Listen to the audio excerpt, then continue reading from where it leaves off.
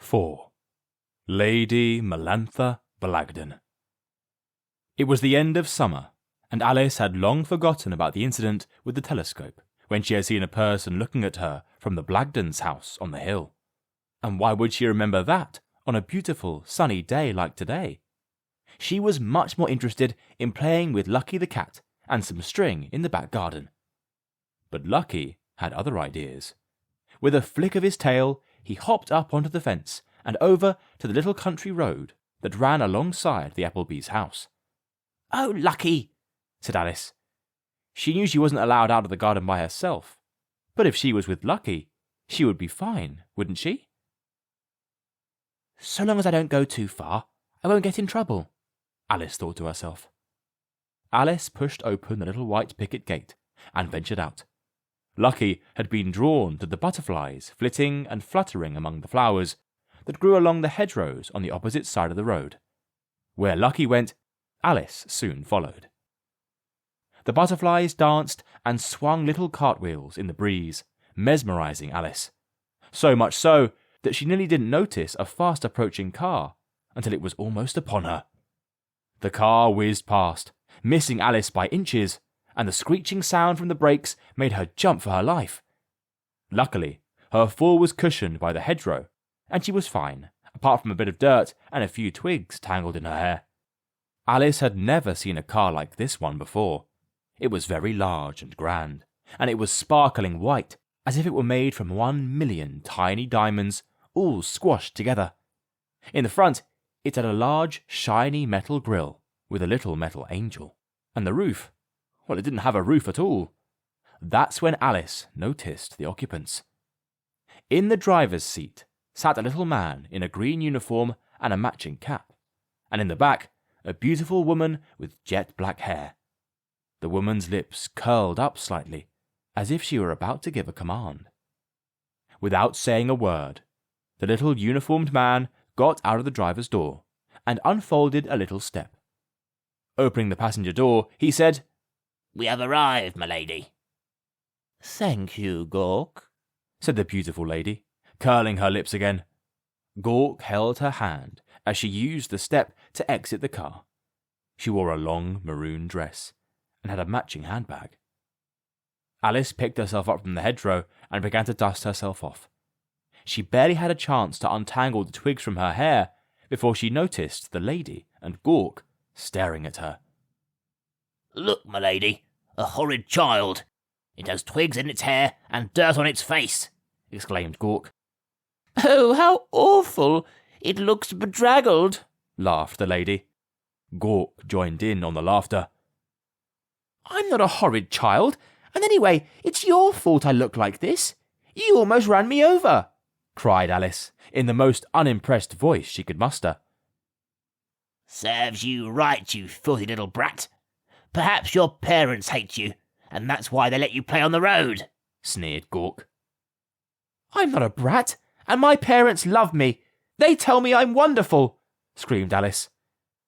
"Get it away from the car, Gawk, before it leaves a mark," commanded the lady, with a backward waft of her hand.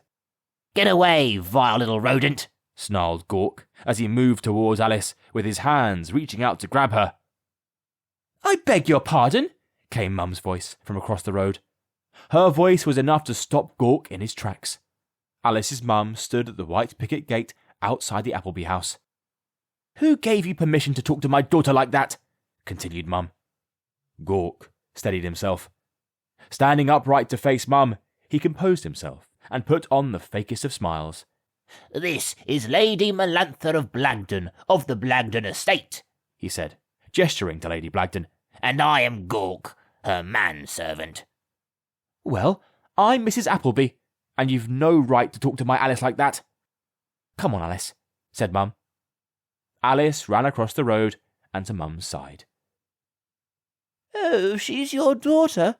How delightful to make your acquaintance, Mrs. Appleby. Although I hear a rotten apple doesn't fall far from the tree," said Lady Melantha Blagden, stalking her way across the road.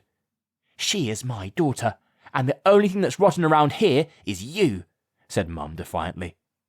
Lady Melantha's lip upturned in a horrible sneer. "Enough talk. Deliver the letter, Gawk, commanded the lady. Gawk hopped across the road and slid the letter over to Mum. The Blagden estate owns part of the land your house is built on. As such, there's an estate fee of £1,000 you must pay every year. As the fee hasn't been paid for many years, the amount you owe the Blagden estate is now over £10,000 plus interest. Payment is due the day after Christmas. We can't possibly afford that. And at Christmas? Who collects money at Christmas?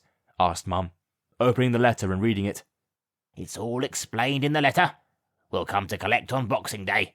Find a way to pay. And if you can't pay, we'll take something away, smiled Gawk with a horrible smile. Mum just stood there in silence, reading the letter. Gawk, enough. Onwards to town. Leave the simpletons to earn their keep, said Lady Blagden, getting back into the rear of the car. Gawk jumped in the driver's seat, and the sleek, white car zoomed off into the distance. Alice and her mum went back inside the house and hugged. A little tear rolled down Mum's cheek. Promise me you'll stay away from that Lady Blagden and her horrible manservant, said Mum. I promise, said Alice. So, Lady Melantha was the person I saw through the telescope, thought Alice to herself. What nasty people. Later that evening, just before bed, Alice overheard her mum telling Dad what had happened. We can't possibly pay, and we won't. It's illegal. There's absolutely no truth in the letter. They don't own the land our house is built on, and they have no right to exploit us for living here, said Dad angrily. I do hope you're right, dear, sobbed Mum. In any case, it's probably best we save our money. We'll have to cancel our holiday to Wonderland and cut back on Christmas presents this year.